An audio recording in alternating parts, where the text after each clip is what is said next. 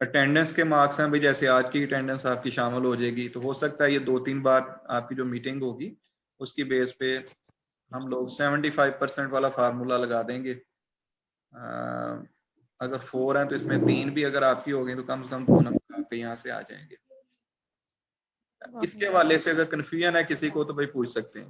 Pro forma के हवाले से अगर किसी जगह पे नहीं समझ आई तो आप मुझसे पूछ सकते हैं।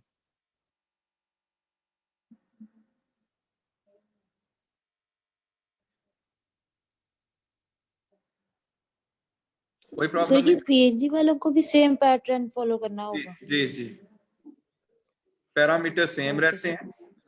आप कम से कम पीएचडी वाले कम से कम एमएससी के लेवल तक प्रेजेंट कर दीजिएगा। अनफॉर्चुनेटली मैंने देखा है कि पीएचडी वाले सबसे ज्यादा रिलैक्स होके प्रेजेंटेशन देते हैं, तो कम से कम आप ना एमएससी लेवल तक जरूर प्रेजेंटेशन दे दीजिएगा।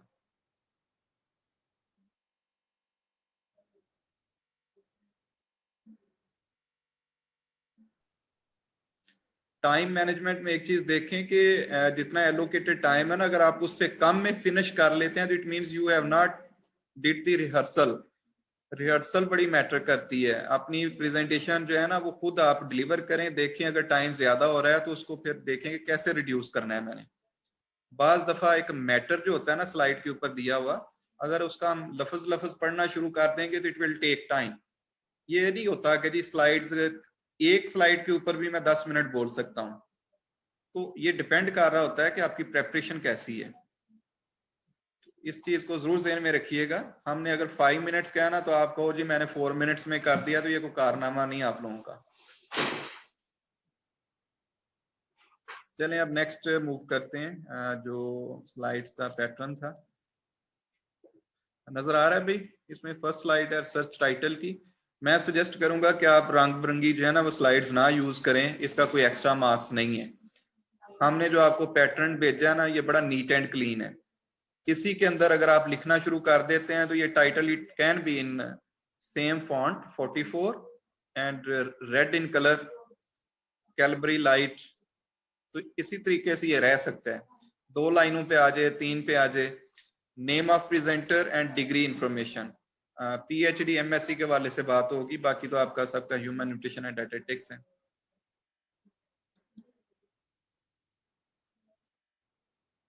अच्छा नेक्स्ट स्लाइड है, इसमें आपने बिग प्रॉब्लम या नीड ऑफ द प्रोजेक्ट जिसको कहते हैं, ये तकरीबन 2 स्लाइड्स हो सकती हैं मैक्सिमम। एक रखना चाहते हैं 100 बिस्मिल्लाह, लेकिन 2 से ज्यादा ना चाहें। और ये ऊपर जो चीजें हैं ना इनको ना काइंडली चेंज करें, ये आपके नेगेटिव मार्क्स होंगे। ये 1/2 लिखा हुआ है ना, तो ये 1/2 लिखा रहने दें। ये इंडिकेट करता है कि out of total first slide है, नेक्स्ट में ये 2/2 हो जाता है। आप इतनी ज्यादा ना इसके साथ छेड़छाड़ ना करें, लिखने वाला काम इसमें पुट कर दें। और सेम फॉन्ट साइज जैसे ये 24 यहाँ पे लिखा हुआ है, वो 7 लाइनें बनती हैं, 8 लाइनें बनती हैं। बुलेट्स लगा के आपने लिखना है, पैराग्राफ ना हो। और बुलेट्स जब लगाते हैं ना तो फिर एंड पे आपने फुल स्टॉप नहीं देना। ये पंक्चुएशन मार्क लगाने से फिर नेगेटिव जो है ना आपकी स्कोरिंग होती है। हाइपोथेसिस जो है ये क्या होती है भाई? रिसर्च क्वेश्चन, पहले एक क्वेश्चन आता है ना ज़हन में कि ये काम करना चाहिए, ये मसला है, इसका हल ढूंढना चाहिए, और उसके हिसाब से फिर हाइपोथेसिस को डिजाइन किया जाता है कि क्या जो मैं सोच रहा हूँ ये ऐसे हो सकता है, और एक डिफाइंड फॉर्म में स्टेटमेंट दी जाती है। और इसके अंदर फिर वेरिएबल्स आते हैं जो कि 2 किस्म के होते हैं बेसिकली।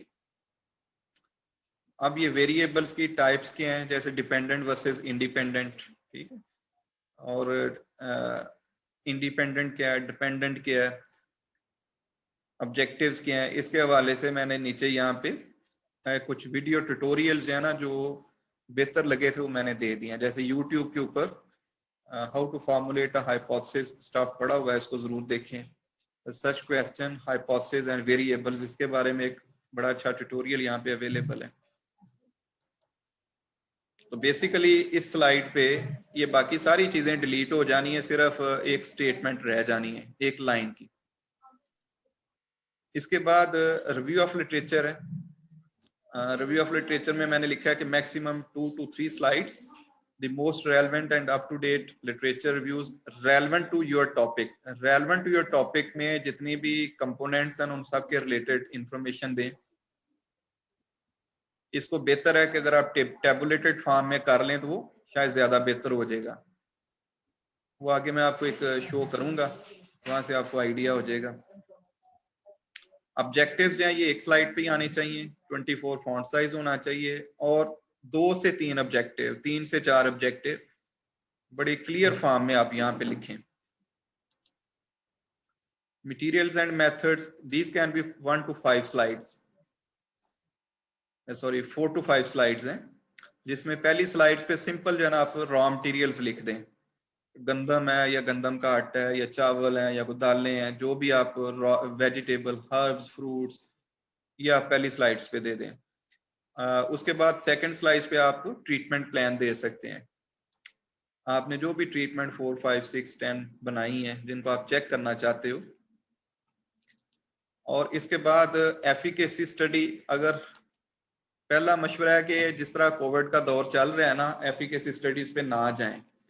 लेकिन इन केस कोई बंदा कहता नहीं जी मैं बड़ा यूनिक काम करना चाहता हूं और मैं हर चीज चेक करना चाहता हूं, बायो अवेलेबिलिटी, बायो एफिकेसी देखना चाहता हूं, तो फिर आपको यहाँ पे क्लियर लिखना चाहिए कि आपके पास एनिमल्स कितने होंगे या सब्जेक्ट्स कितने होंगे. सर अब की आवाज कट रही है सर. बेटा मैं इसको जोड़ नहीं सकता आवाज को ना. कोशिश कर रहा हूँ ना कटे, टेक्निकल फॉल्ट है. फॉन्ट साइज भाई इसका आप 24, और इसको भी साइट करें मेथड जो आप यूज करेंगे, चाहे वो सेंसरी वैल्यूएशन है, चाहे आप कोई अप्रॉक्सीमेट एनालिसिस है, मिनरल एनालिसिस है.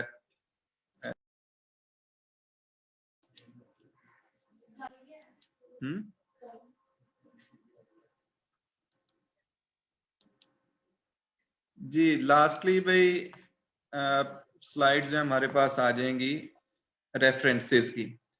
ये 2-3 स्लाइड्स जो है ना, इस पे आप एक स्लाइड पे तकरीबन 5-6 आ जाते हैं रेफरेंसेस जो है, और अल्फाबेटिकली अरेंज कर लेंगे तो अच्छी बात है, नहीं तो कम से कम दे दें यहाँ पे. लास्टली मैंने कहा था कि 6 से 7 मिनट्स हैं और 1 से 2 मिनट्स क्वेश्चन आंसर के लिए हो सकते हैं. इस हिसाब से आप तैयारी करें और मुझे ईमेल के थ्रू भेज दें भाई, जितनी भी आपकी ना, ये व्हाट्सएप नहीं, ईमेल के थ्रू आपने अपनी प्रेजेंटेशंस भेज देनी है before 27 November. File name should be just like this. आपने ऐसे लिखना है 2016 AG टेट्रा 4, ऐसे आप AG नंबर लिखें और ब्रैकेट के अंदर अपना नाम लिख दें. फॉर्मेट के मुताबिक भाई कोशिश करें. जो बाज लोग मैंने देखा है कि ईमेल के सब्जेक्ट में तो ठीक लिख देते हैं, लेकिन फाइल का नाम स्टिल जो है ना कुछ और चल रहा होता है. फाइल नेम से मुराद क्या है, जो आपने वर्ड का डॉक्यूमेंट बनाया है या पीपीटी की फाइल है आपकी, उसका नाम इस तरीके से लिखना है ताकि एक तरतीब भी लग जाए. और इसके हिसाब से presentations will be on random basis. इसमें वो बहुत इमरजेंसी है तो मुझे इन्फॉर्म कर दीजिएगा, अदरवाइज इसमें हम फिक्स नहीं कर सकते कि आज फलां बच्चे की होगी फलां की नहीं होगी. तो दिस शुड बी ऑन, आपको प्रेजेंट होना चाहिए उसके अंदर. जिसका नाम बोलें वो फौरन अपनी उसको स्क्रीन को ओपन करके वो प्रेजेंटेशन जो है उसको शुरू कर दें. तो ये भाई इसके हवाले से बात थी. और लास्टली, अब कुछ आवाज आ रही है मेरी थोड़ी बहुत? यस सर आ रही है. जी सर. ठीक है. ये बेटा एक और है जो खलोया तेन हाइपोथेसिस भी दस देना, मैं आगे चलना दे. अच्छा ये एक स्लाइड में शो कर रहा हूँ, लास्ट ईयर थी किसी स्टूडेंट की. अच्छी या बुरी मैं इस पे फोकस नहीं कर रहा, लेकिन मैं ये जस्ट कह रहा हूँ कि इसमें जो इस बच्ची ने फॉलो किया है पैटर्न, अपेरेंटली ठीक है. जो फर्स्ट स्लाइड है नीट एंड क्लीन है, बैकग्राउंड और जो टेक्स्ट है उसमें वाज़े फर्क नजर आ रहा है. रोड मैप इसने दिया है जो कि हमने मिस किया हुआ है, तो अगर आप ऐड करना चाहते हैं सो बिस्मिल्लाह, नहीं करना चाहते फिर भी ठीक है. नीड ऑफ द प्रोजेक्ट, इस बच्ची का प्लस पॉइंट ये है कि इसने लाइनें नहीं लिखी कि 10 लाइनें लिखी और बंदा पढ़ना शुरू कर दे, खबरें जैसे पढ़ते हैं. इसने टू द पॉइंट जो है ना वो मैसेज यहाँ पे छोड़ दिया है। नंबर 1 तो इसने अपने टॉपिक को जस्टिफाई करने के लिए बताया कि हाइपोक्लेस्टोरेमिया क्या होता है, और साइटेशन भी इसने नीचे दी है। इसके बाद नेक्स्ट स्लाइड जो है उसमें इसने प्रेवलेंस के वाले से बात की है। स्लाइड्स नंबर आपको नजर आ रहे हैं, ये साइटेशन ठीक लिखी हुई है और यहाँ पे इसने प्रेवलेंस दे दी है इनकी, और पाकिस्तान की दी है। बेहतर है कि आप हाफ स्लाइड पाकिस्तान के बारे में रखें, हाफ स्लाइड जो है ना वो इंटरनेशनल रखें, इंटरनेशनली ये बीमारी कहाँ पे फॉल करती है।